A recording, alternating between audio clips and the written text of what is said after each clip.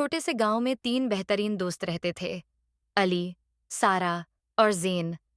وہ ہمیشہ مل کر کھیلتے اور نئی مہمات کی تلاش میں رہتے۔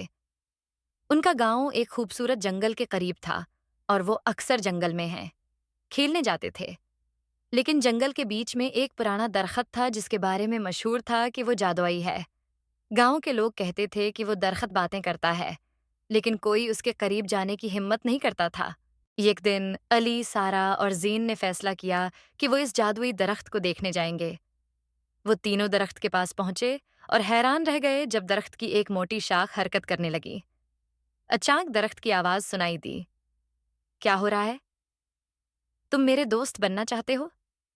تینوں دوست حیران ہو کر ایک دوسرے کو دیکھنے لگے۔ درخت نے انہیں بتایا کہ وہ ایک جادوئی درخت ہے اور اگر وہ درخت کے 3 چیلنجز پورے کریں گے تو وہ ان کی 3 خواہشات پوری کرے گا۔ پہلا چیلنج تھا کہ تینوں دوستوں کو مل کر ایک دریا پار کرنا تھا جو بہت گہرا تھا۔ علی، سارا اور زین نے سوچا کہ وہ کیسے دریا پار کریں۔ زین نے دریا کے کنارے ہٹنا شروع کیا۔ ایک بڑا لکڑی کا ٹکڑا دیکھا اور انہوں نے اسے ایک کشتی کی طرح استعمال کیا۔ تینوں نے اپنی عقل اور اتفاق سے دریا پار کر لیا۔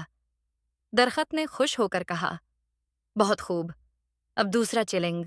دوسرے چیلنج میں درخت نے ان سے کہا کہ وہ جنگل کے اندر چھپے ہوئے جادوئی پھول کو تلاش کریں۔ یہ پھول بہت خوبصورت تھا، لیکن اسے تلاش کرنا آسان نہیں تھا۔ تینوں دوستوں نے پورے جنگل میں تلاش شروع کی۔ آخرکار سارا نے ایک چمکتا ہوا پھول دیکھا جو دھیرے دھیرے روشنی دے رہا تھا۔ وہ تینوں خوش ہو کر پھول کو درخت کے پاس لے آئے۔ درخت نے مسکراتے ہوئے کہا، اب تمہارا آخری چیلنج باقی ہے۔ کھری چیلنج تھا کہ تینوں کو اپنی ایک ایسی چیز دینی تھی جو انہیں بہت عزیز ہو۔ یہ سن کر تینوں دوست پریشان ہو گئے کیونکہ انہیں اپنی پسندیدہ چیزیں چھوڑنے میں مشکل محسوس ہو رہی تھی۔ علی نے اپنا پسندیدہ گیند دیا، سارا نے اپنی خوبصورت گڑیا اور زین نے اپنا پیارا کھلونا کار۔ درخت نے ان کی قربانی دیکھ کر کہا، تم نے ثابت کر دیا کہ تم ایک دوسرے کے سچے دوست ہو اور قربانی دینے کے لیے تیار ہو۔ اب میں تمہاری تینوں خواہشات پوری کروں گا۔ علی، سارا اور زین خوشی خوشی اپنے گاؤں واپس آ گئے۔ انہوں نے سیکھا کہ دوستی، عقل اور قربانی کتنی اہم ہوتی ہیں۔ اب وہ ہمیشہ کے لیے جادوئی درخت کے ساتھ اپنی مہم کو یاد کرتے رہیں گے۔